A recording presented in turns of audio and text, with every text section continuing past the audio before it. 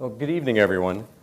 I'm Mike Knapp. I'm the Director of Historical Services for the ABMC, and I'm happy to be kicking off tonight's discussion about the film we all just had the privilege to enjoy.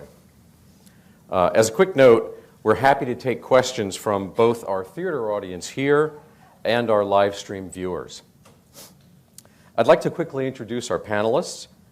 ABMC Chairman, Retired Lieutenant General Mark Hertling, ABMC Secretary, whom you already heard from, Charles Dejoux, Tom Connor, the author of War and Remembrance, the Story of the American Battle Monuments Commission, and most importantly, Gretchen Wronka, daughter of First Lieutenant Loren Hintz, who's buried at Florence American Cemetery.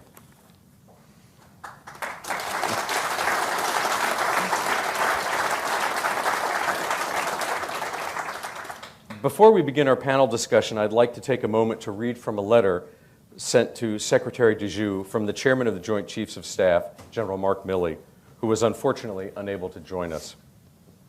In acknowledging the centennial anniversary, he wrote, "It is not lost on me the amount of dedication required to ensure the memory of those who made the ultimate sacrifice defending our nation overseas will never fade.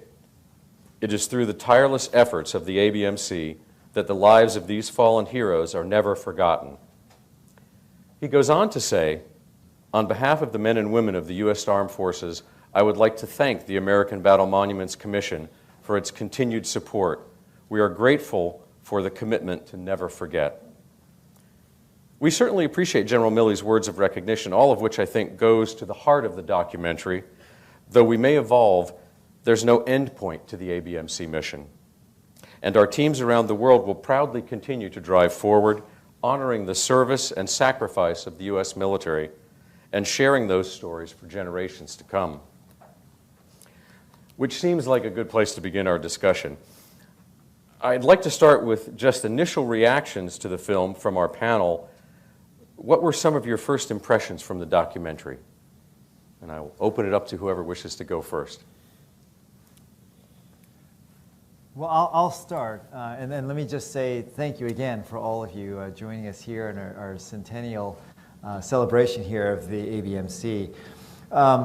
For myself, I think what the film conveys and what touched me is this legacy. It speaks to who we are as Americans, that the United States, I realize we as a people, we as a nation, have not always been perfect. We all know America has made mistakes. But what comes through this film is the purity, the best of America. It's our nation's values, that we as a nation, that when we send young people forward, we don't send people to conquer or to enslave or to seize. We send young people, our best and our brightest and our finest of our nation, to go fight for words, freedom, liberty, democracy. And that we as a nation remember that, and we hold, and it's this special, incredible mission that the ABMC has to make sure this sacrifice is not forgotten. And it is the reflection of the very best and the very finest of what the United States has to offer and what the purity of American values are. And I think that's the legacy of our agency, why I'm so humbled to be here in front of all of you. And I think it comes through in a lot of the film, especially in the connection with the stories of families and the families that made these sacrifices. And I hope all of you got that sense coming from this and joining us here tonight. You know, if I can join, because I'm smiling because Charles and I have been together too long. It's the same kind of thought that I had just a minute ago. In fact, the phrase he used about American military never wanting to conquer ground. The only ground we ask for is where we bury our dead in foreign lands. And especially being here, the part about the values, I was thinking earlier this evening during the reception, I went up and just looked at the Constitution. And all of the men and women who are buried in our cemetery have a lot of things in common. They not only sacrificed for our nation, for their families, for our way of life, but each one of them at some time, usually during basic training or when they were going through OCS or West Point, they all had the common bond of raising their right hand and saying, "I swear to defend the Constitution." And having spent a lot of time in Europe during my military days, I would ask other nations that we were partnered with what they vowed to defend, what oath did they take. And I'd get things like, oh, we defend our king or our president or our queen or the motherland or the fatherland. We are the only nation. The United States is the only nation that says we defend ideas, a piece of paper that represent our values, who we are as a nation. So that's what makes it special. And what you see, what I saw in the film, going back to the question, Mike, is the translation of that to not only those who work as part of our agency, but those foreign nationals who are part of our agency too. I mean, the words that we heard from the French workers, the Tunisian workers that were all part of the film, it seems that they've caught on to that, but for a different reason, because in many of their places where our cemeteries are, their people were liberated by our military forces. So they have taken on that bond with us of defending ideas, living for values. This film was, in my view, phenomenal. It was very emotional to me. Well, Chairman Hertling, I'd like to follow up with a question for you. One of the things that we've talked more about in the past several years has been the importance of our sites both architecturally and artistically in relation to our mission. Can you address this concept of art as commemoration and how we saw in the film every aspect of these cemeteries is meticulously laid out with this in mind? Yeah, we have a couple of people that work as part of our interpretive team that we're very proud of. You saw some of them in the film. You know, when you talk about the monuments, the statues, each cemetery is different. Each site is very different. There's no two that are the same. From the architecture to the beautiful monuments to the green lands, not just the grass, but the trees, as you saw as they were trimming the linden tree. What I was amazed at, having been to many of those cemeteries before becoming a member of the commission, I just thought it was a beautiful space. But since becoming a part of the commission, I've had some of our smarter people tell me what all those things mean and what they represent. And that's one of the things I think draws people to our sites, not only the reflection of the sacrifice and the honor and the courage that were exhibited by those who were laid to rest there, but also by just the design of the beautiful monuments, the beautiful statuary, and the green space. Each one of them is different, but each one of them is absolutely beautiful. One of the things I think is really important is the people, the green team. You saw the picture of the men so gently laying the bench and polishing it. Every single person on that Florence American Cemetery green team is so sincere and so grateful, and they touch the stones with tenderness and kindness. So the artistry of those human beings is coming out. That grass is artistically mowed. The sidewalks are artistically swept. And it's as you say, General, it's the gratitude over and over again. My family and I heard, thank you for your family's sacrifice, but for all the Americans who came to save us from fascism. And I think that the importance of those local workers, those green teams, and the cemetery staff who are there every minute of the day taking care of us. And as the last speaker talked about, knowing that her dad would be remembered forever. So it's the staff in those cemeteries and the superintendents who supervise them so beautifully, who are part of the whole artistic pattern. Seeing where we are tonight in this lovely auditorium and in this wonderful building where I have to put in a plug, I began my federal civilian career many decades ago. I won't say how many. But Secretary DeJoux, as you may have noticed, and some of you may have as well when you entered the Pennsylvania side of the building, under Robert Aitken's future statue, right in front of the National Archives building are the words, "What is past is prologue." There's a great parallel there looking how the past 100 years has prepared ABMC for its next century. Can you speak to that and to the evolution of our mission into the future? Yeah, let me begin by saying here that I think it's especially poignant that we're here at the National Archives. You know, right above us, the Declaration of Independence, our Constitution, Thomas Jefferson's actual writings of the life, liberty, and the pursuit of happiness. But those documents right above us, the Declaration of Independence, the United States Constitution, the reason there is value in those documents is because of the service and sacrifice of all those service members that the ABMC takes care of around the world. The reason there is still meaning in those documents is because of what all those individuals did, and it is our sacred responsibility to make sure we remind the American people and remind the world about the value of those documents and those words and those ideas. It is what has translated over the last 100 years that gives proof positive that America is a nation more than just a place. America is a place that believes in the best values of humanity.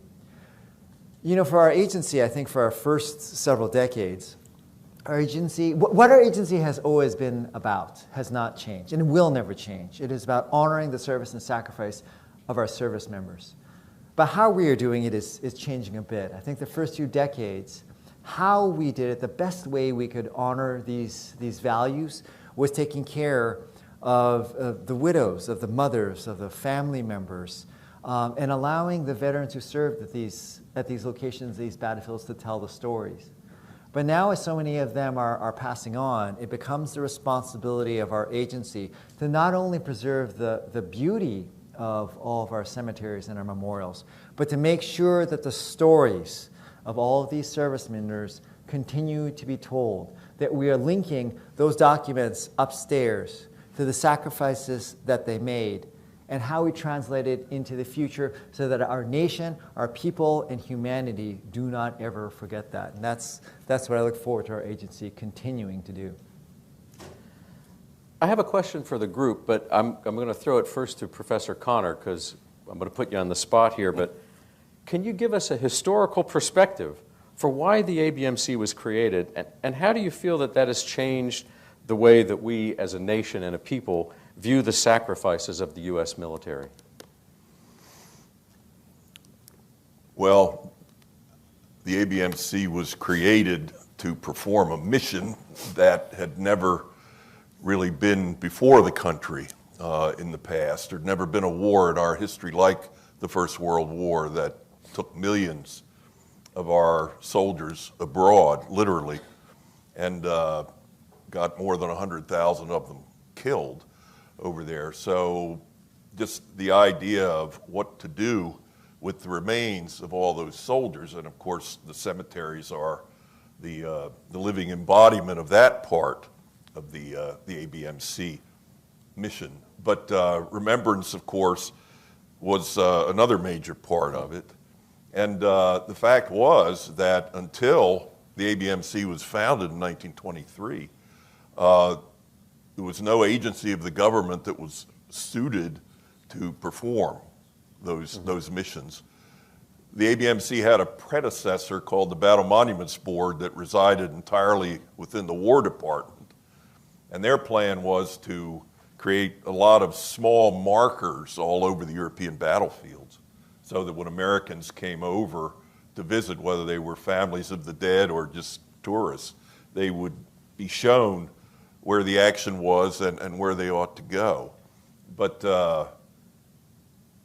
oddly enough, the Battle Monuments Board itself realized that it was 5 Army officers, comprised of 5 Army officers. They didn't have enough range of expertise and just competence in so many different fields. The film, the first adjective that I thought of, besides magnificent, was how comprehensive it was. It really did. It was a ground up, literally, presentation of how the ABMC performs its mission to this day. And I really don't think there's a whole lot of change from 100 years ago. Now, there are more up-to-date efforts to get the message out.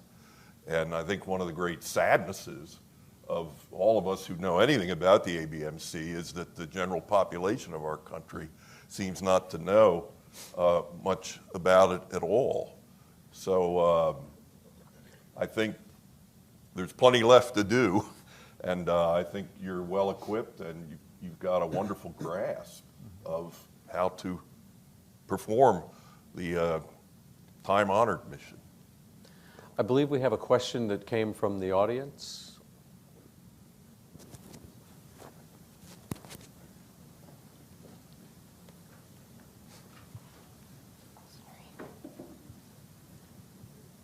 How much do headstones weigh, and why are there only two kinds?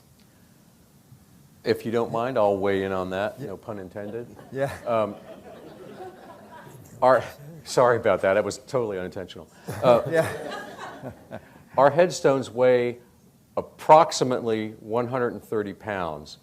And I say approximate because I'm not good at the conversion from kilograms to pounds. But they're about 130 pounds. And if I may, with regard to why there are only two types of headstones, I'd like to throw that question to my historian, Ben Brands, who has dealt with this a great deal. So sorry to put you on the spot, Ben. Yes, so our headstones date to the temporary cemeteries that were established during World War I, and those were marked by simple white painted wooden crosses. But the Jewish Welfare Board requested that the graves of Jewish soldiers be marked with Stars of David. And so the Graves Registration Service did that during the war. After the war was over, as they're planning the permanent cemeteries, there's a debate over what headstones to use. And there was originally a plan before the cemeteries were turned over from the Army to ABMC to use kind of the headstone style that we see in the States in the national cemeteries and Arlington National Cemetery. But Pershing and the other commissioners were very adamant that we keep the feeling of these temporary cemeteries. They felt that in the years between the end of the war and the establishment of the permanent cemeteries, that this view of this white painted wooden crosses and white painted Stars of David had become iconic of the sacrifice of the American Expeditionary Forces. And so they adamantly pushed that the wooden crosses be replaced with marble of Latin Cross and Star of David. There has been talk at several times about using other designs, but the feel has been that Star of David specifically represents Jewish soldiers. The Latin Cross has transcended kind of Christian religious symbolism to generally represent war dead and the remembrance of war dead. And so a Star of David headstone indicates that the person buried there is specifically Jewish. The Latin Cross is more universal, and so it does not necessarily designate a devoted Christian faith. People of other religions or of atheist or agnostic are also marked with Latin crosses. Thank you, Ben. Thank you for the question. Gretchen, I want to ask you a question. Your family invested so much time in searching for answers about your father's death in World War II, ultimately leading to the full excavation of his crash site in 2019. What does it mean to you and your family that his story will continue to be told and highlighted at Florence American Cemetery? Well, remains from my father's crash, which happened on April 21st, 1945, or the original remains, a cup full of bones, were buried in the newly built Florence American Cemetery. So our family didn't know where he was, but in 2016, it's a long story, but some amateur archaeologists discovered the actual crash site of his P-47 plane, and volunteers helped excavate it, and his dog tags and human remains were found. And so we, the family, approached the Battle Monuments Commission to see about burying those newly found remains, which were identified through DNA testing, my brother and me. And ABMC rose to the occasion. And for 2 years, the staff at ABMC and the staff at the Florence American Cemetery worked with our family to give us a memorial service and a full military burial. And it was an honor for us, but it was the first time since the cemetery had been built that there had ever been really a funeral for everyone. So we all felt that this was honoring not just my dad, but every single one of those 4,000 plus soldiers buried in that beautiful cemetery. And as I've said, my dad went off to war on a segregated troop ship. And we did a little exploration of the stories of the soldiers buried on all four sides of him. And two of them are African American. And as Tom points out in his book, and as it comes out in the film, there is no segregation in those cemeteries. And so I'm getting off on my soapbox. But ABMC respected and honored and dealt with our wishes, and we are so grateful to especially Angel Matos at the cemetery and to the staff of ABMC for approving that. The honor team from Ramstein base in Germany brought Dad's remains back. The green team, just the total respect. Now, I will write a book someday, Tom, and I will tell you the whole story. Well, I think that'd be a wonderful book, and we'd certainly have it in our library. I believe we have another question. How was it determined who was buried in the cemetery? How was it determined who was buried in the cemetery? Yes. I'll give the short answer, and Ben's looking at me like, don't make me tell the story again. Yeah. But as you saw in the film, and Professor Connor, you can jump in if I get some of this wrong, which I surely will, the families were given the option to have the remains repatriated to the United States, or they could be buried in a cemetery overseas. And I think there's two options in the States. They could go to a family cemetery or a national cemetery. Or once the bodies were entrusted to the families, then the families could seek to whatever kind of burial they wished. Yes. Yeah, and I think, again, as was pointed out in the film, it's important to realize that of the 100% of those casualties from the war, only about, 30% or 40% are buried. 61 to 39 okay. Was the distribution exactly the same in both wars, or after both wars. Yeah, which is really kind of unique. But I think what's also important to remember is when you understand that figure and that it's really the smaller amount that our cemeteries represent, when you look at Manila, when you look at Meuse-Argonne, when you look at Normandy, to think that that's just 39% of all the casualties. It's phenomenal. And thank you for having the exact numbers. It's good to have the professor here. Another question? I have another online question. How can we assure that the ABMC will always be funded? Sir, I'm going to throw that to you. With hard work. I think this agency is a wonderful, small agency that does so much. This is an important part of the United States and the American people and the values that our nation has. Something I want to convey to all of you, to everybody who is watching online. I get it that on a day-to-day basis, I know so many of us, so many Americans, we feel frustrated with what might be going on in our nation. There's a lot of bitterness, divisiveness. I know many of us who have children just frustrated frequently about what you see on the internet and social media and what the heck is all this Twitter stuff about and whatnot here. And sometimes life on a day-to-day basis, sometimes in our nation just seems not quite right. But if you want to see something that's pure, something that is good, something that is honorable, something that reflects the best of the American people, it's what we do here at the ABMC. This is the finest of what America has and the reflection of our nation's very best values. This is an agency that for the past 100 years has been guardians of making sure we preserve these American values. And while I cannot say with confidence, even as a former member of Congress, that we will always get funded, I say with reasonable level of confidence that because of what our agency does, this legacy, this value that we preserve, I am confident that we'll be here for another 100 years, continuing to protect the legacy, the values, the special place to preserve and protect the memories of the service and sacrifice of America's armed forces. And I'm eager to look forward to our next 100 years. And if I can add to that, as I think was said in the film, the first years after the war, ABMC really was dedicated to helping those who were grieving the loss of their soldier, their Marine, their sailor, their airman. That grieving turned into, as the years went by, the colleagues and the buddies visiting there and sort of reliving the past. As the film also said, the individual who went through and found each grave of his colleagues.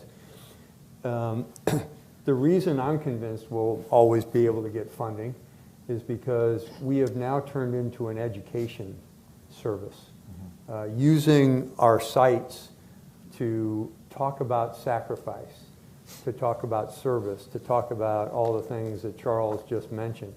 I'm going to ask a question, if you don't mind, Mike. Go right ahead, the sir. audience. Can I just see a show of hands of people who have never been to one of our sites, never been to one of our cemeteries or our monuments? Okay, so there's a few. Our hope over the next 100 years, starting this year in our anniversary, is to begin that education. To say, hey, if you're taking a trip outside the United States to one of the 5 continents that our cemetery sites are, take a little bit of time to visit. You won't be sorry. But like we have here in Washington, we have Arlington. And there are visitors that go there every day from all over the country as they come to the city, our fair provincial capital. In some of our sites overseas, and if you don't mind, I'll quickly tell my favorite story of the Netherlands American Cemetery in Margrat. My wife and I went there on Christmas Eve, not to the cemetery, but for another event. We happened to stop by the cemetery on Christmas Eve in 2012. And there were literally hundreds of Dutch citizens in that cemetery on Christmas Eve. And what we found out, and all the ABMC commissioners know this, is every single one of those graves, close to 8,000 graves in that cemetery, have been adopted by local Dutch citizens. And when we talked to some of the Dutch citizens that were there, a family with 2 twin boys told us that they had adopted 2 graves and had passed it from generation to generation, and they were passing it to their sons because they could teach them about liberation and freedom and the sacrifice of others that had died for their country. These are not Americans doing this. These are Dutch. I don't think we have that same kind of program here at Arlington, but I know that several of our cemeteries overseas certainly do with the local citizens. And it's just a beauty to behold. People sometimes understand that more than we do as a nation. And as Charles says, we can get past the divisiveness that's kind of taking hold in our nation by just spending a few hours at one of our sites. If I could just interject, if the ABMC ever doesn't get funded, it will be because your millions are lost in the trillions of overall government spending. The agency has got to be the most efficient agency and the most responsible with the money that it does spend. It does absolutely grand work with what, in the overall scheme of things, I say this respectfully, pocket change to the federal government. And the American people deserve to know that. I think it's meant to be a compliment to you. So. Do we have another question? I have another online question. How can we find out more information about ABMC's mission? I'll take that. There's plenty of opportunities. Of course, we would like all of you to visit our website, abmc.gov. But even better than that, please visit our sites. All of our sites are special. You've seen just a very small sampling from this film, but it really doesn't give the true weight, the magnificence, the honor, and the awe until you actually go and visit them in person. And each one is unique. Each one is special. We are continuing with the 21st century and with technology here, we also have a Twitter, a Facebook page, social media posts. My PIO team would be glad to let you know with whatever there may be. But let me just start with, to learn more here, the easiest starting point is abmc.gov. But please, please, please visit our sites, visit our cemeteries, honor our service of our service members. And if you want to around the plan world your here. trip, go to our site, because each one of the 26 cemeteries and the 32 monument has their own 2 or 3 minute clip, depending, talking about not only how many are buried there, what the story is, but also some of the beautiful architecture and the things that make each one special. Has a 2 minute clip on each one of them. So it will help you plan your trip to one of those places. And as a retired librarian, I have to put in a plug for Tom Connor's really remarkable book, Remembrance. It is an excellent, in-depth nonfiction. His source materials are excellent. It reads like a novel. It is absolutely fascinating. And in addition to all the contemporary digital information, a book is always a good place to start. Actually, if I could add one thing real quick. I'm going to ask every single one of you here in the room to do me a favor. All of you have come here, and all of you have seen this film. One very small thing each and every one of you here this evening can do is go on whatever social media platform that you use, that you utilize, and put a hashtag, say something about this evening. If you can put the handle @USABMC, we'd really appreciate it. But as much as we spread the word, it is all of you, and it is the public. The more you spread the word about the real, true, special meaning of the ABMC, the more it helps our agency, the more it helps our people, the more it helps our nation. And so please, every single person here, 30 seconds before you leave those beautiful grounds of the National Archive, do something, do a post. Do that one small thing, and you'll help spread the word of our agency here. So then thank you. Well, Tom, since Gretchen put you on the spot, I'm going to pile on. What would you say are some of the most significant historical changes at the ABMC, and what have probably been the most important consistencies?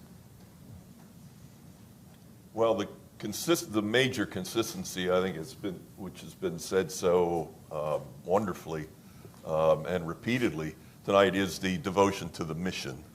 The mission hasn't changed, will not change, and over the generations, it has been so faithfully performed.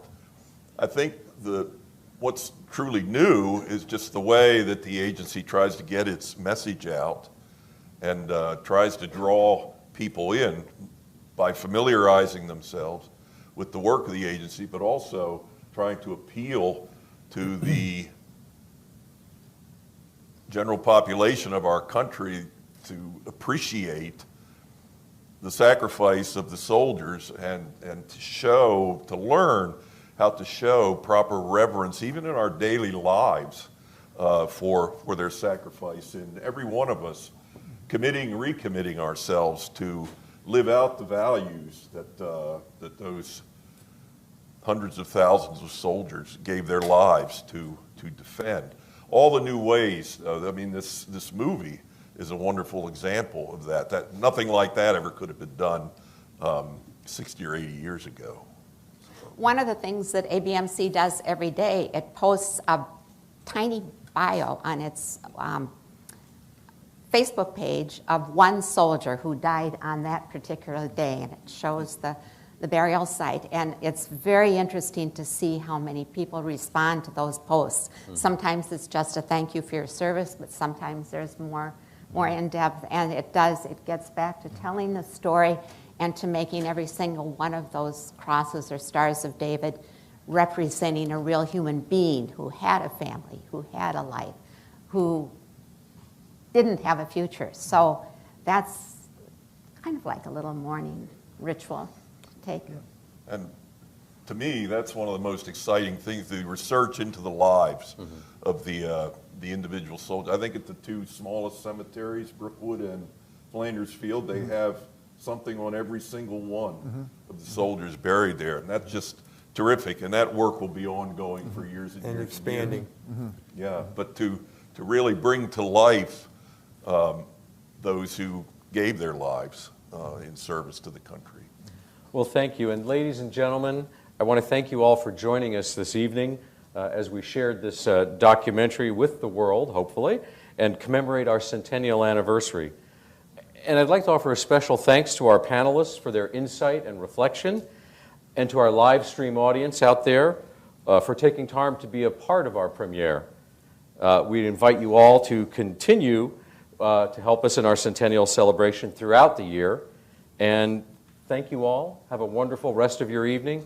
And as the Secretary says, tell a friend about the ABMC. Yes, absolutely. Thank you.